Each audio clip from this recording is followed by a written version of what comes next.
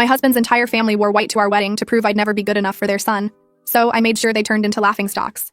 The day I met Brian's mother, Rita, she looked me up and down and said I seem nice for a temporary girlfriend. That should have been my warning.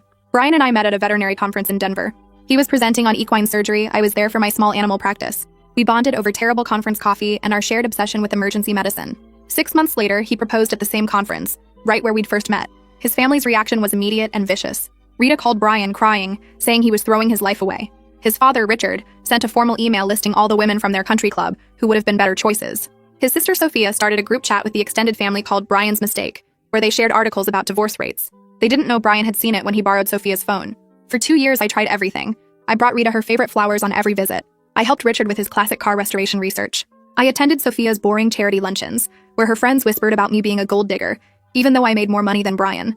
Nothing worked. They wanted their son to marry Victoria, the daughter of their best friends who'd been waiting for Brian to notice her since high school. Victoria, who still called him twice a week. Victoria, whose parents owned half the commercial real estate in town. I stopped trying after Rita's Thanksgiving incident. She'd invited Victoria to dinner without telling us, seated her next to Brian, and spent the entire meal talking about their shared memories while I sat there like furniture. Brian finally told them that if they couldn't respect me, they wouldn't be part of our lives. They backed off, but only superficially. The wedding planning revealed their true strategy. Rita insisted on being involved, then criticized every choice. The venue was too rustic. The flowers were too simple. The caterer wasn't prestigious enough. She offered to pay for upgrades, but only if she could make the decisions. We declined and paid for everything ourselves.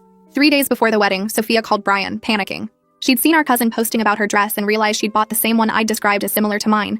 Could she still wear it? Brian told her absolutely not. Buy something else. She agreed, sounded apologetic even. The morning of our wedding, I was getting ready with my bridesmaids when the photographer knocked. He needed to discuss something urgent. Brian's family had arrived for pre-ceremony photos, and there was a situation. Every single one of them was wearing white. Rita was in a white beaded gown that looked like a mother of the bride dress because it was one.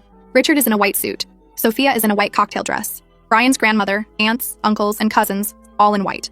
23 people dressed like they were attending their own weddings. The photographer didn't know what to do.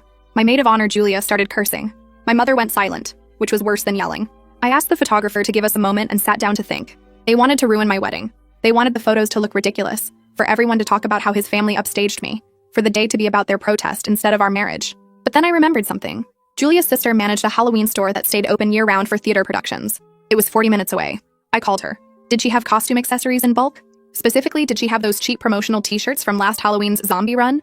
The bright red ones with fake blood spatters that said "Survivor" in huge letters? She had boxes of them. Julia and 2 bridesmaids drove there while I continued getting ready. They came back with 30 shirts and a bag of accessories. I had the wedding coordinator call a quick meeting with Brian's family in the garden, away from other guests. I walked out in my wedding dress, carrying the box of shirts. Rita started to speak, probably